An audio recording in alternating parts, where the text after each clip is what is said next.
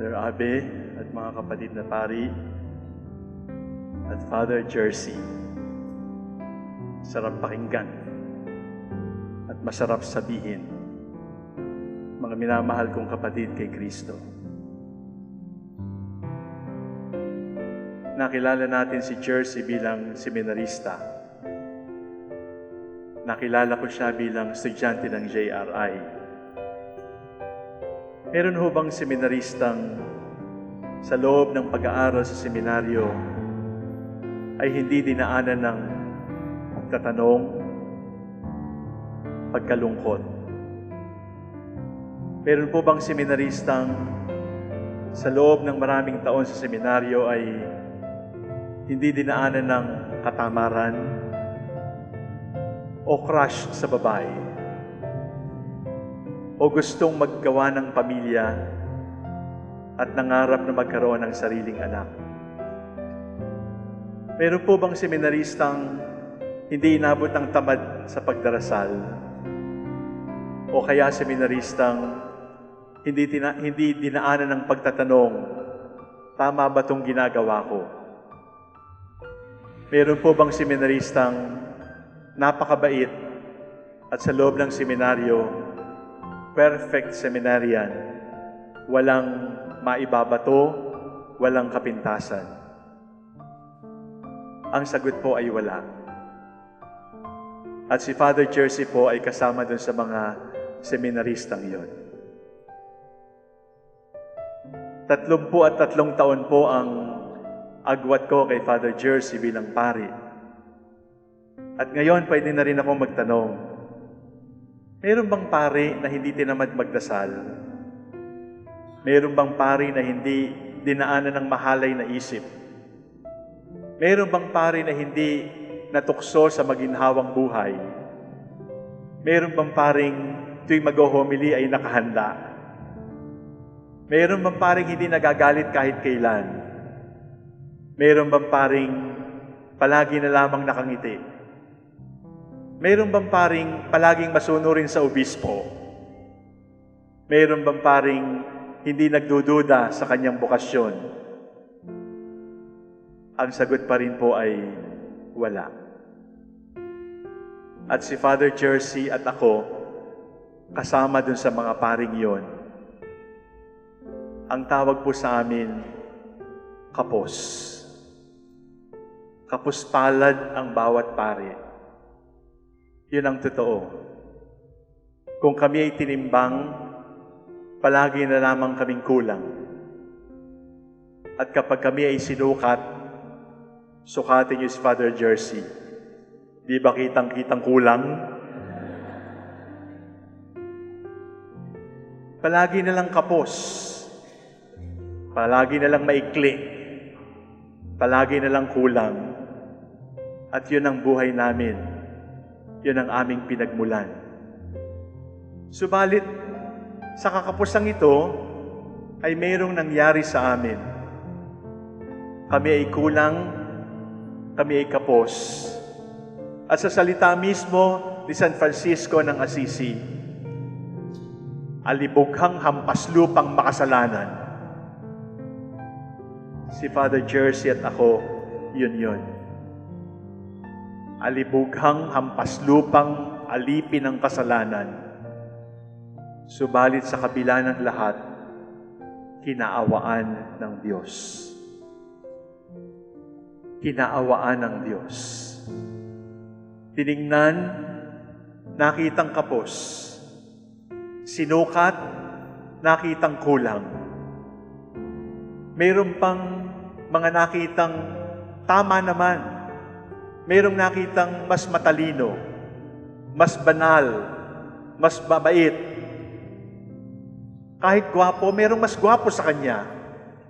Subalit, kinaawaan. Kinaawaan sa kabila ng aming pagiging kapos at kulang. Kinaawaan ng Diyos.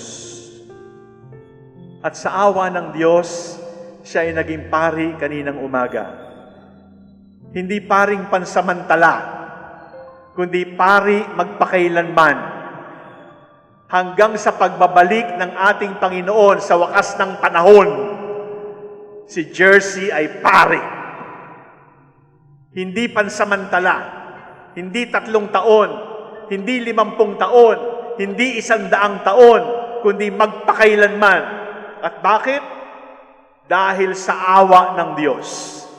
Kinaawaan ng Diyos kahit kapos. Kinaawaan ng Diyos kahit tamad. Kinaawaan ng Diyos kahit mahalay. Kinaawaan ng Diyos kahit marumi ang isip. Kinaawaan ng Diyos. Yon ang kwento ng bawat pari. At walang paring pwedeng humarap sa altar na pwedeng sabihin, karapat-dapat ako. Sapagkat bago niya kainin ang katawan ni Kristo, bago niya inumin ang dugo ni Kristo, araw-araw sasabihin ni Father, Panginoon, hindi ako karapat-dapat na magpatuloy sa iyo. Hindi ako karapat-dapat. Bakit ako? At habang panahon, magtatanong ang pari, bakit ako? At habang panahon, ang bakit ako ay mananatiling walang sagot. Sapagat ang awa ng Diyos ay misteryo para sa atin. Sabi ni San Juan Maria Vianney, hindi natin sukat maintindihan ang halaga, ang kabanalan, ang kataasan ng misteryo ng pagiging pari. Sapagkat kapag naintindihan na natin dito sa lupa, sasabog tayo sapagkat napakaliit ng ating isip, napakaliit ng ating puso, napakaliit ng ating katawan para namnamin, para dalhin yung kadakilaan ng misteryo ng pagiging pari. Kapos, alibugha, hampas lupa, alipin, subalit kinaawaan. At hindi lamang kinaawaan, ngayon, pinagkatiwalaan. Pinagkatiwalaan ng kapangyarihang hindi man lamang ibinibigay sa mga anghel. Napag-isip-isip na po ba ninyo, hindi kayo pwede magkumpisal sa anghel kasi hindi pwede magpatawad ang anghel. Si Father Jersey pwede. Ang anghel kahit makita ninyo, at sabihin ninyo, gusto namin magkaroon ng misa. Angel, pwede hubang ikaw ang magmisa at gawing katawan at dugo ni Kristo ang tinapay at alak na handog namin sa altar? Sasabihin sa inyo ng anghel, hindi ko po kaya, si Father Jersey na lang. Pati ang kapangyarihang magpatawad, pati ang kapangyarihang mag-alay ng katawan at dugo ni Kristo, ang kapangyarihang magbigay ng pagbabasbas, ang lahat ng kapangyarihang ito, hindi sukat akalaing ipagkaloob ng Diyos sa kapuspalad na tao. Subalit, tandaan ninyo, ang pari ay katiwala. At darating ang panahon, magsusulit ang pari sa nagtiwala sa Kanya. Magkikita-kita tayo sa huling paghuhukom. Santo Papa, Obispo at Pari at Diakono, kasama sa huhukuman.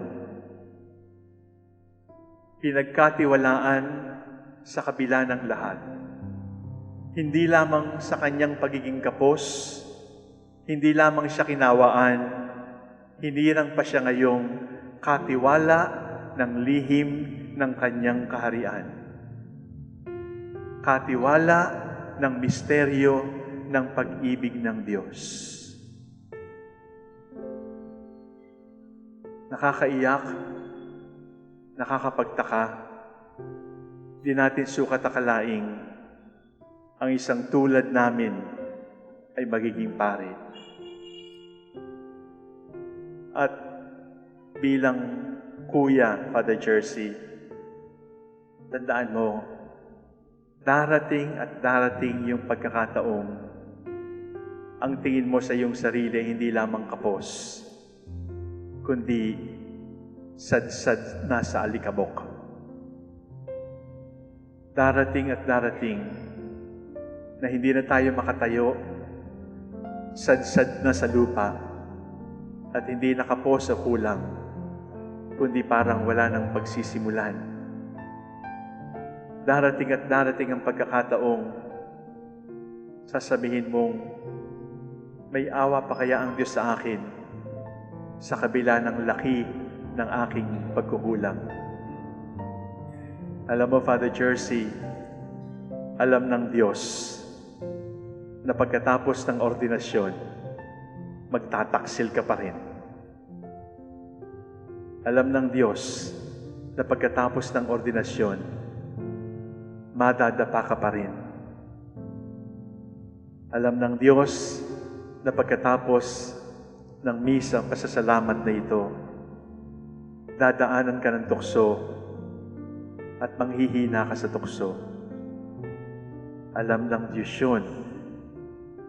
Pero kahit alam ng Diyos, tinawag ka pa rin niya at sinabing, kahit na, kung mangyari yon, iaangat ko siya, ibabangon ko siya, sapagkat ang tawag ko ay hindi magbabago kailanman.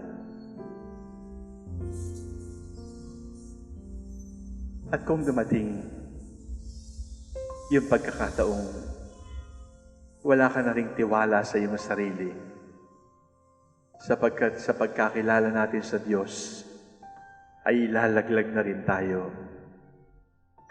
Kapag kapos na, Jersey, kapag mahirap nang magtiwala sa awa ng Diyos, kapag parang hindi na tayo karapat-dapat na pagkatiwalaan ng mga dakilang misteryo ng langit, punta ka sa dagupan, mag-usap tayo. Katulad ng dati. At mag-usap tayong magkasama at makipag-usap tayo sa Diyos. Sapagkat alam mo, Father Jersey, sa pagpasok natin sa kapisanan ng mga kapos, inaawaang katiwala, kasama natin ang mahal na Birhen. Kapos din siya. Inaawaan din siya. Katiwala rin siya. Kasama natin si San Jose, patron ng katedral. Kapos, inaawa ang katiwala. Kasama natin si Moses, Propeta Jeremias. Kasama natin ang mga apostoles. Kasama natin si San Pablo. Pare-pareho tayong kasapi ng kapisanan. Kapos, inaawa ang katiwala. Father Jersey, hindi natin alam kung anong naghihintay sa iyo. Pero alam na alam ko, hindi ka pababayaan ng Diyos. At sana, ang tinig na narinig mong, Jersey, iwanan mo ng JRI, iwanan mo ng Letran, iwanan mo ng Orani, sumunod ka na sa akin. Sana ang tinig na yon ay ang tinig ding maririnig mo sa iyong huling hininga na magsasabing, Jersey, tapat na katiwala, hindi ka nakapos. Isinabuhay mo ang aking awa. Maligayang pagbabalik sa tahanan sa kaharian ng Diyos.